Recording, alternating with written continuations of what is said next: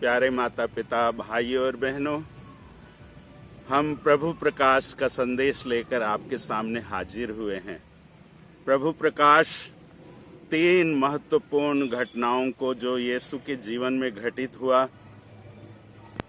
दिखाने के लिए मनाया जाता था। ये विश्वास के महत्वपूर्ण कदम हैं। पहला है मंजूसियों का तारे के इशारे पर बेतलहम नगर पहुंचना। नंबर 2, प्रभु यीशु ख्रिस्त का यरदन नदी में बपतिस्मा। और तीसरा, काना नगर में प्रभु यीशु के द्वारा अपना पहला चमत्कार दिखाकर दुनिया के सामने अपने आप को प्रस्तुत करना कि वो मुक्तिदाता हैं, वो बचाने वाले हैं, वो उद्धार करता हैं। आज हम तीनों बिंदुओं पर चर्चा या मनन चिंतन नहीं करेंगे। मैं आप लोगों के साथ पहले बिंदु पर चर्चा करना चाहता हूं। इस वर्ष क्रिसमस के समय एक बच्चे ने मेरे को एक बहुत ही लाजवाब का प्रश्न किया। उसने पूछा, सभी मसीही घरों में तारे लगे हुए हैं, चरनी के ऊपर तारे लगे हुए हैं।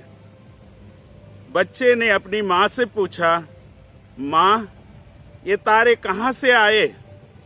पिताजी से पूछा, ये तारे कहाँ से आए? मम्मी ने कहा, बेटा, ये पूर्व से आए हैं।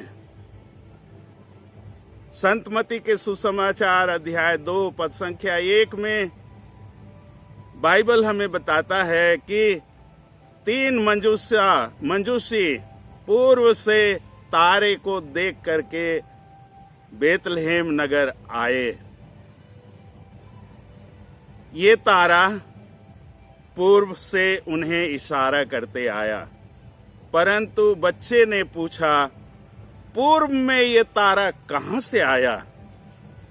माता घबरा गई और फिर उन्होंने हमें न्योता दिया कि हम जा करके उनके इस सवाल का जवाब दें।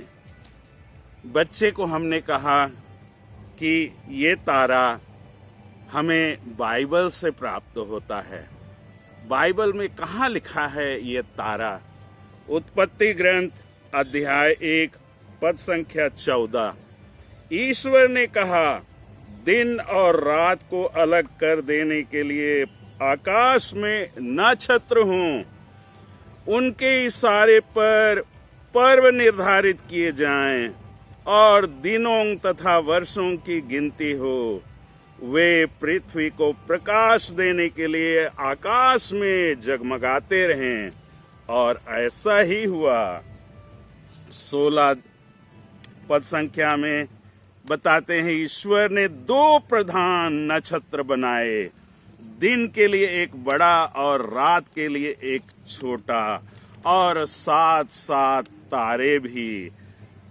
ईश्वर ने उनको आकाश में रख दिया, जिससे वे पृथ्वी को प्रकाश दें, दिन और रात का नियंत्रण करें। बच्चे को कुछ तो समझ में आया कि ये तारा ईश्वर से आया, ईश्वर के शब्द से आया। स्तोत्र ग्रंथ अध्याय 33 बताता है कि उसके शब्द मात्र से आकाश बन गया, और उसके श्वास मात्र से समस्त तारागण। मैंने बच्चे से कहा कि बेटा, ये तारा ईश्वर के श्वास से बना है, ये सूर्य चंद्रमा ईश्वर के शब्द से बना है। बच्चे को समझ में आ गया कि ईश्वर की कृति कितनी अद्भुत है, कितना महान है। स्तोत्र ग्रंथ अध्याय 8 पद संख्या 4 में कहा गया है, जब मैं आकाश को देखता हूँ और आकाश में स्थापित तारों को देखता हूँ, तो मैं सोचने लगता हूँ कि मनुष्य क्या है। ये तारे हमारे नगण्यता को दिखाते हैं, हमारे छोटेपन को दिखाता है कि ईश्वर कितना महान है, कितना पराक्रमी, कितना शक्तिशाली और गुण संपन्न है कि वो स्वर्ग और पृथ्वी को कैसे सजाता है और उनमें तारा एक है। और वो तारा इशारे के रूप में बेतलहम की चरनी में तीन राजाओं को पूर्व से लेकर के उस मुक्तिदाता को दिखाया जिसे नबियों ने घोषणा की थी। पिता ईश्वर ने आदम बारी से निकालते समय आदम और हेवा से प्रतिज्ञा की थी कि मुक्तिदाता आएगा, सांप का सिर कुचलने वाला आएगा, पाप को समाप्त करने वाला आएगा। और उसी प्रतिज्ञा को ये तारा दिखा रहा है हर घर में, हर चरनी में। सबसे पहले शुरू हुआ बेतलहम नगर के गौशाले में। ये सभी लोगों के लिए है ये तारा, किसी एक जाति के लिए नहीं, एक मजहब के लिए नहीं, लेकिन पूरे दुनिया के लिए चमकने वाला ये तारा है। और ये तीन मंजूषी जो पूर्व से आए वे सभी राष्ट्रों को प्रदर्शित करते हैं, सभी लोगों को प्रदर्शित करते हैं। इसलिए हम लोगों को बताया गया है नबी इसायास के ग्रंथ अध्याय 9 पद संख्या 2-3 में, अंधकार में प्रदेश में रहने वालों ने महती ज्योति देखी है। अंधकार में भटकने वाले लोगों पर ज्योति का उदय हुआ है। नबी इसायास फिर से अध्याय 60 पद संख्या 1 और 2 में बताते हैं, जेरूशलेम उठकर प्रकाशमान हो जा, क्योंकि तेरी ज्योति आ रही है और प्रभु ईश्वर की महिमा तुझ पर उदित हो रही है।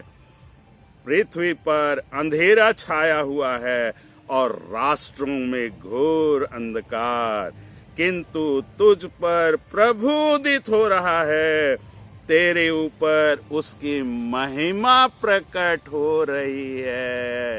ये तारा ईश्वर द्वारा उसकी महिमा का प्रकटीकरण है। प्रभु स्वयं उदित हो रहा है इस तारे के रूप में। जब यीशु बड़े हुए और लोगों के बीच में ईश्वर के राज्य की घोषणा की, उन्होंने कहा संत यूहन्ना के सुसमाचार अध्याय 8 पद संख्या 12 में, संसार की ज्योति मैं हूँ, जो मेरा अनुसरण करता है उसे अंधकार में नहीं भटकना पड़ेगा, परंतु उसे जीवन की ज्योति प्राप्त होगी।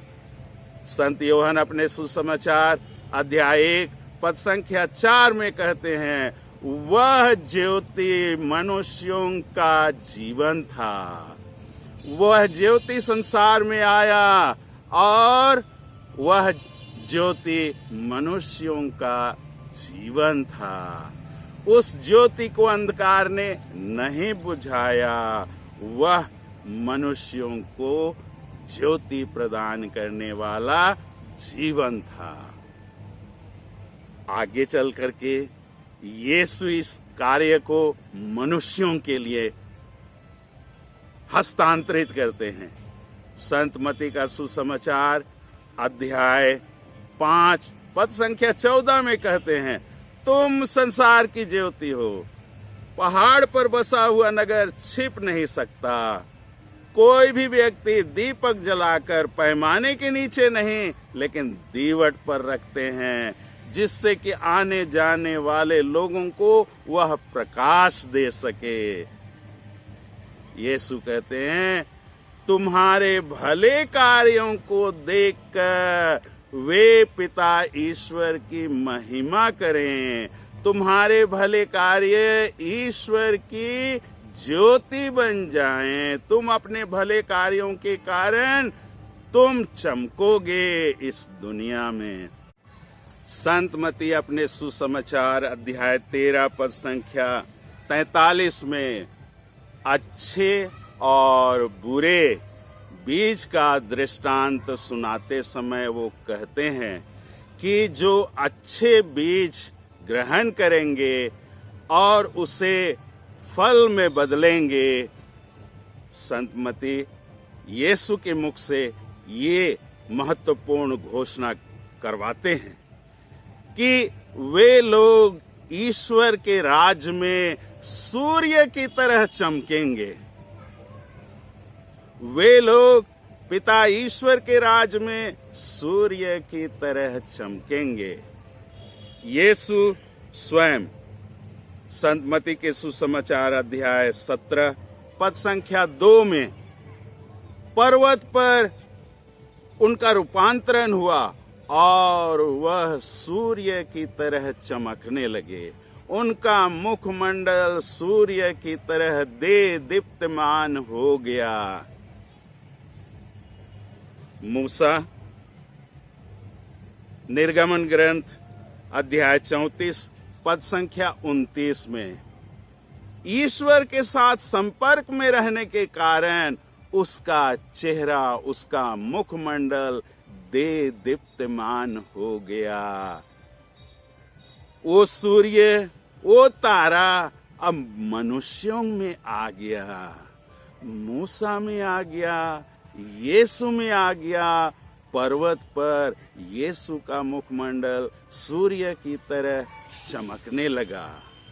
यीशु ने लोगों से कहा, तुम्हारे भले कार्य तुम्हारी ज्योति की तरह लोगों के सामने चमकने लगेंगे और पिता ईश्वर की महिमा करेंगे। प्रकाशन ग्रंथ अध्याय 12 पद संख्या 1-2 में हम पढ़ते हैं, आकाश में एक चिन्ह दिखाई दिया, एक महिला सूर्य को ओढ़े और चंद्रमा उसके पैरों तले और 12 नक्षत्रों का मुकुट था। ये प्रकाश, ये तारा, ये सूर्य, ये हमारा जीवन है। ये हमारे जीवन का विश्वास है। ये हमारी धार्मिकता है।